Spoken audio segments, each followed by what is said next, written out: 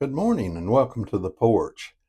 Well, we think we'll do a little porch talk this morning. A lot going on in the world. I did a little talk on the Iran war uh, last week and got a lot of feedback, a lot of comments on that. That was pretty interesting. And I may do another follow up on that in the future because I would like to address a few of those comments and try to make sense of some of the stuff that doesn't make sense. But I don't want to go down that road this morning. I want to think about that a little more before I talk about it. But what I would like to talk about is I'd like to talk about Jesse Jackson's funeral because what we've seen there with our politicians, I say our politicians, they're not my politicians. I don't vote for people like that. But anyway, some of the Democratic politicians, and it was pretty much a disgrace. Now, I want to start out with this right here. I had a friend that said this more than once, but I remember it real well. He said, "Funerals are not for the dead; they're for the living," and that stuck with me. And it is the dead are well, they're dead, and so wherever they're at, that's where they're at.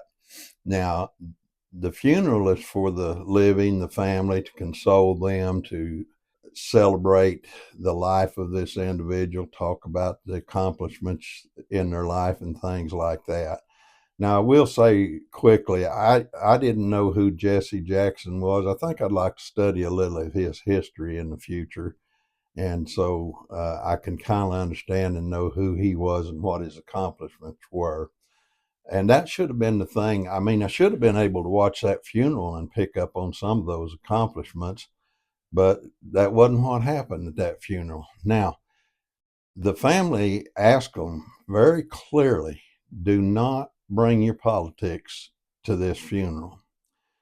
And, you know, it's sad that you even had to say that, but he did. And I believe it was Jesse Jackson's son that said that. And I don't blame him for saying that. And at the end, he said three presidents had spoken and none of them knew Jesse. And that should be telling in itself. But anyway, you had Obama got up there, and of course, it was basically we hate Trump and he's destroying America speech. And then Joe Biden got up there, and oh my gosh, uh, you know, you guys take that fella home, get him a cup of coffee, and let him sit on the porch. He's already run his course. Anyway, then you had Kamala Harris. Oh, my land sakes alive. Folks, I'm going to talk plain as I know how to talk, and I'll probably get some comments that are ugly, and that's all right. I'm pretty bulletproof. I don't pay much attention to that stuff. But my lands, I wouldn't put that woman in charge of a hot dog stand. I've never seen anybody as lost and as goofed up as what that woman is. There's times that she'll talk and she sounds semi sort of coherent, but most of the time I see her talk, it's like there's something that's, well, it seems like she's an exit or two past normal, okay? Anyway, had her, and then of course you had the wonderful and illustrious Al Sharpton, race baiter. Everybody knows this that knows anything. And of course, he used that opportunity to boast his ego and who he was. Typical uh, person like Al Sharpton would do that. So let me say this to kind of get us thinking. I'm not saying these things just in criticism, but I'd like to get us to think a little bit. Anytime that your center of gravity is solely around you and what you think and who you are, your center of gravity is not going to take you to good places. And then I see some people, their center of gravity is just simply around the hatred. And a lot of what we see in politics is a hatred toward Trump. But I don't want to get on that bandwagon right now. I want to talk about just hatred in general. Anytime that you have to gather people around you that share the same hatred you have so that you'll feel accepted, you're in trouble. You're going to go the wrong direction. It will affect your family. It'll affect your personal life. It'll affect your business life and everything else.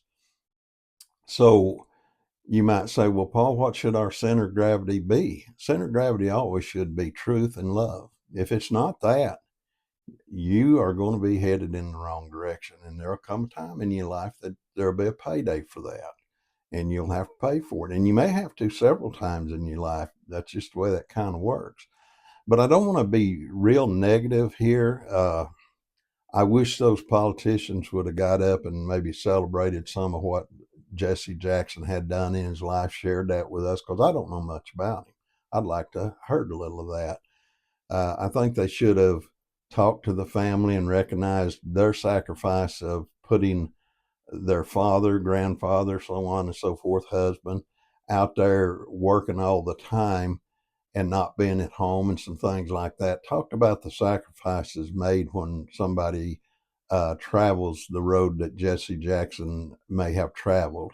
And again, I say may have because I just don't know enough about him to say anything good or bad. But at any rate, the point being is this right here.